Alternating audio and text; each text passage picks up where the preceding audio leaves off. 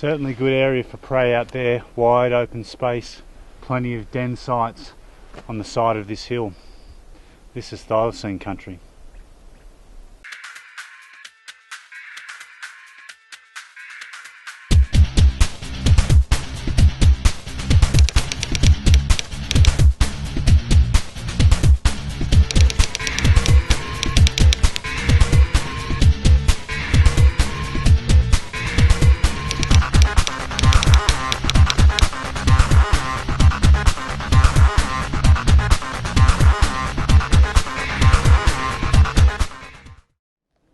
Four months ago, T.R.U. interviewed Rusty, or Tracker Scout, and in that interview he detailed a den that he had seen a dead fly-blown thylacine in.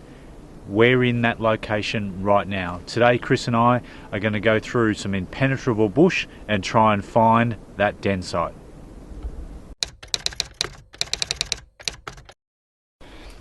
We just found a small den. Bit small for a thylacine, even a juvenile thylacine, but you can see it's quite dry. One of the problems that we're going to have in this particular area is it's a den rich site. Lots of overhangs, lots of little mini caves that an animal even the size of a thylacine could hide in. It's going to take a long time and a lot of patience to actually search this area thoroughly.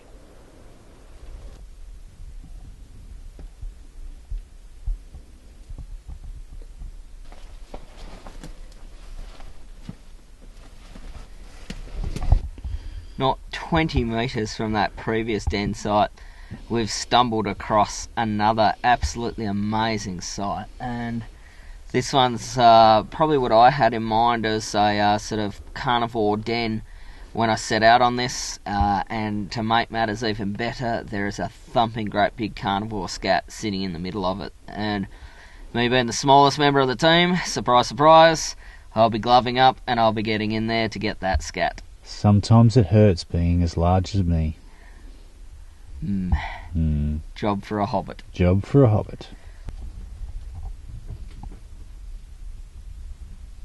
And scats are great, particularly the leading edge can collect a lot of epithelial cells and sort of cells from the colon that could potentially harbour DNA.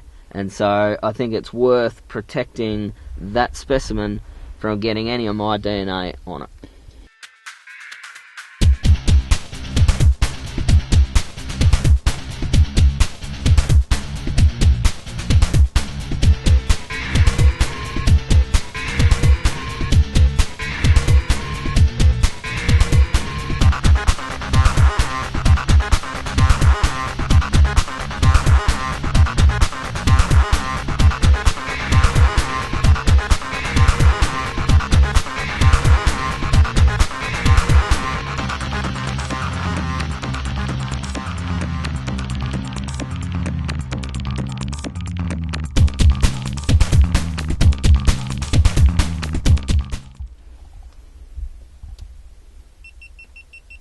Well, unfortunately, once I got right up in there, it became fairly apparent that it was just a sort of decomposing piece of rhizome root.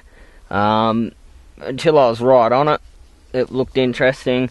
As soon as I was able to touch it, no chance it was a scat, unfortunately. So we were wrong. Touch is life.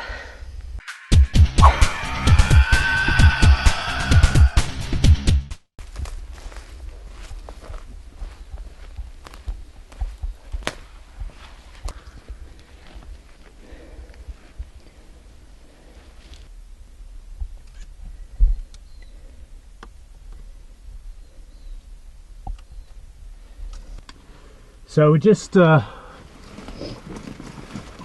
crawling through a potential thylacine site. Following on a hot lead, we're looking for the bones of a thylacine believed to be left in this area.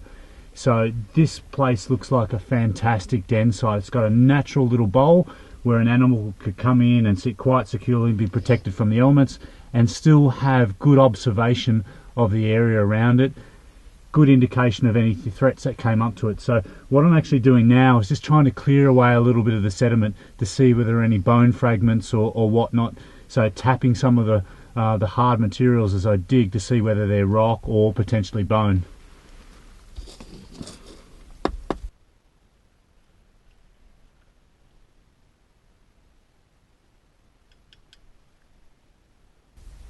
I'm also observing that there's some scat in this area. From where I'm sort of sitting at the moment, it looks large. It's probably wombat scat. So the most recent resident in this area, or at least someone who was traversing this particular spot, was a wombat, but that doesn't say that, or mean to say that there wasn't a thylacine living in this particular den at some time in the past. It's got an easterly outlook, which is fantastic in terms of catching the early morning sun and also being able to look straight down on this grassland plain that's directly to our east, where all of its prey would be feeding at both dusk and dawn. I've dug down probably about, what, 10 mils or so, so you'd think that you'd have random bone fragments that would be very close to the surface within that space, wouldn't you? You'd think so. Because there's not a lot of stuff to actually, sort of sediment or things to actually build up in here.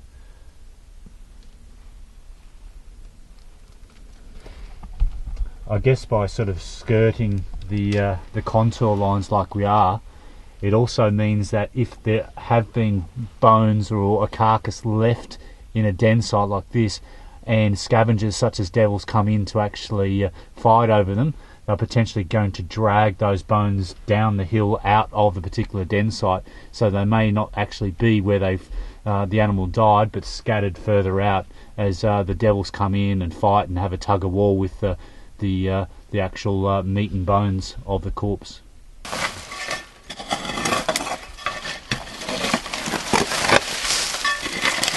So we've been working away for about half an hour now on this den site and dug down using the folding shovel, probably 50 mil, if not a little bit more in spots, and we just keep striking rock. And some of those I've been able to shift out and dig a bit further, but eventually we just keep striking this. The likelihood of something being buried in that bowl is very low in my opinion. So what we've got to start to deal with is maybe the idea that devils have eaten this carcass bare, dragged it over the surrounding area, and then sort of ultimately the other scavengers and then the invertebrates have come in and cleaned up what's left. We are looking at 23 years, it wasn't yesterday, but ultimately I think nothing's buried here. This whole area, this whole overhang is littered with this.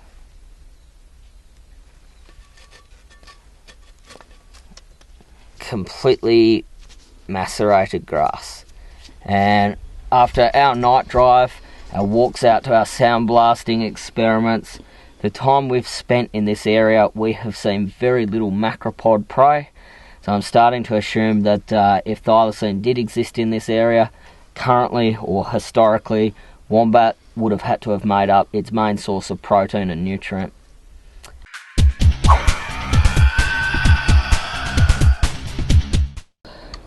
So I'm just taking a few photos and videos of what looks to be a footprint. So we were searching for the den site. We found a den site, a different route than what we were sort of expecting to find one. And Chris was walking around and he's seeing quite a large sort of footprint. We can work out a claw mark that I've got here. I'm obviously just being very careful, and I've now just turned the flash on so it can potentially pick up detail that we mightn't be able to see with the naked eye. So you can definitely see right in here a claw that's dug in. So maybe you've got another one here, another one here, another one here, 4. Now if this was a front foot of a thylacine, you'd expect maybe another claw. Is the edge here, the 2 rear channels that you'd expect to see, and if you see it, 4 toes, channel, right? Toes are up here, Yep. right? So this is probably the leftmost claw, left rear claw. So your other toes would have been here, right? And these are the two grooves. So you're looking at maybe a rear, based on this one up here, a rear right. So what are you looking at there, Chris? This is a calcified scat, so straight away it has to be from a carnivore because of that calcification.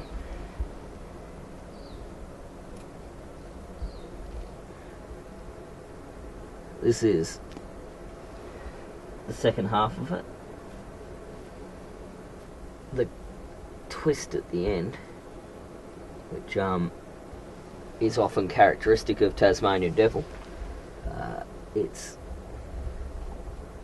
quite large. It would be a large animal.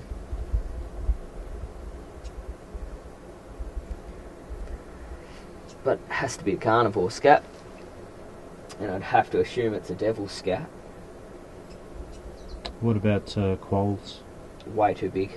Too big? And it's also too solid. And quoll scat doesn't tend to calcify like that. It tends to sort of... quolls don't have very high content of bone in their diet, so it doesn't sort of take on that white look. When it is fully formed, it's quite small. Often spotted tail quoll scats black and tar-like, not sort of fully formed. That, in my opinion, is not quoll.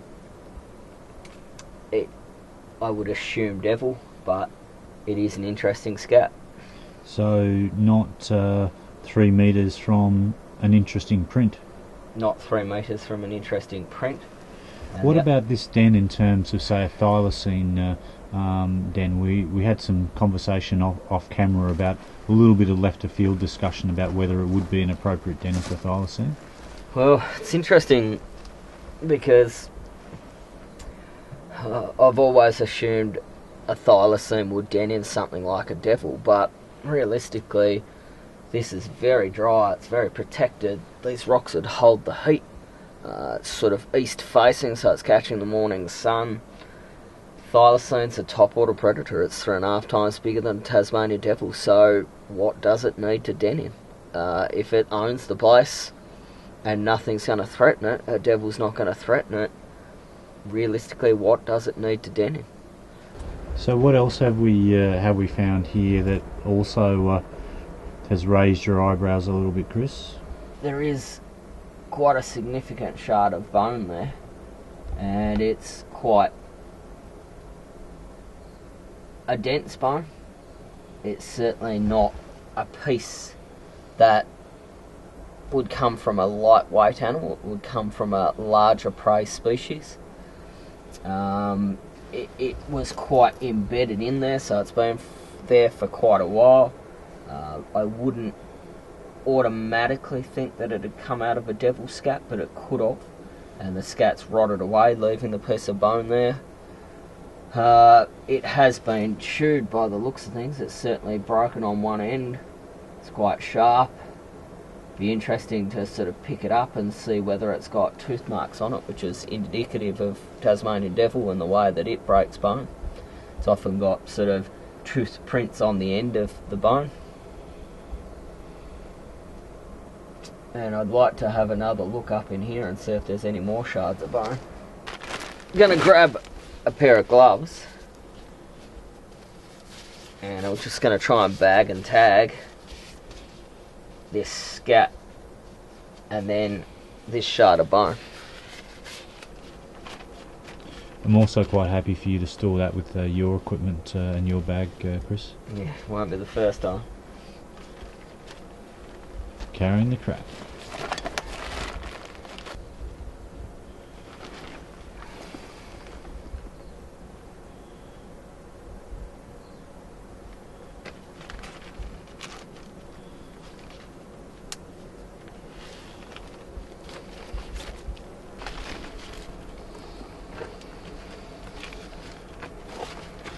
Interesting. That appears to be a tooth. A tooth? Yeah. It appears to be a tooth from a prey species until I get a better look at it. So it's more like a molar type of tooth? Yeah, but it's definitely a tooth.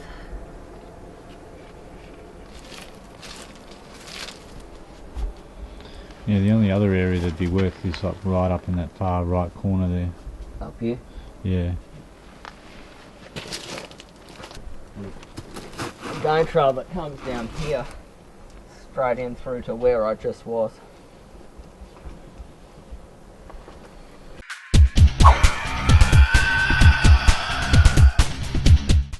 Just gonna mix up some plaster and have a go at casting this anomaly in the dirt.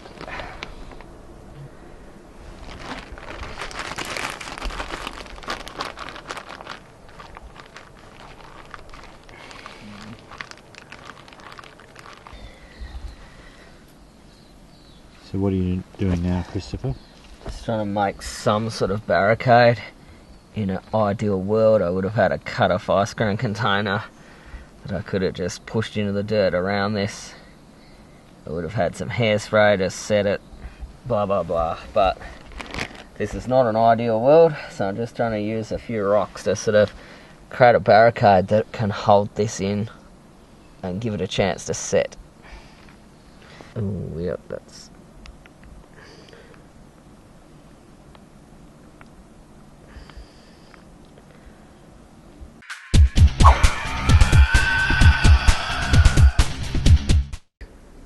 What an absolutely awesome day. What we've done is we've done a grid pattern search to try and find this den location. We found a spur line, a whole heap of the rocks that just have Thylacine den written all over them.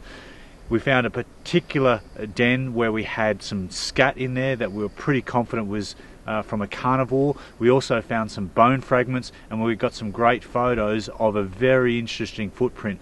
All in all, a fantastic location. It meets the 3 H's. I can't wait to see what happens when we analyse the evidence we've collected today. What an amazing day. We've spent it just following this escarpment of conglomerate rock around looking for thylacine dens. We've found some amazing spots where if thylacine don't den there now, they certainly would have done historically. And that's this area. It meets the 3 H's perfectly. There's habitat by the bucket loads. You've got historic sightings and you've got human interaction. You've got those post-36 sightings, particularly Rusty's, that's brought us here. Couldn't have been a better day. We've even collected a few samples. One of the dens yielded something quite special. We've got a dirt anomaly, as I'm calling it, which is possibly a footprint, and we certainly took some photos of that. We had a go at casting that. We collected some shards of bone, and we collected a couple of scats that were certainly carnivore scats. So we've got some interesting stuff to take away and analyse for you guys later. Booyah! Booyah!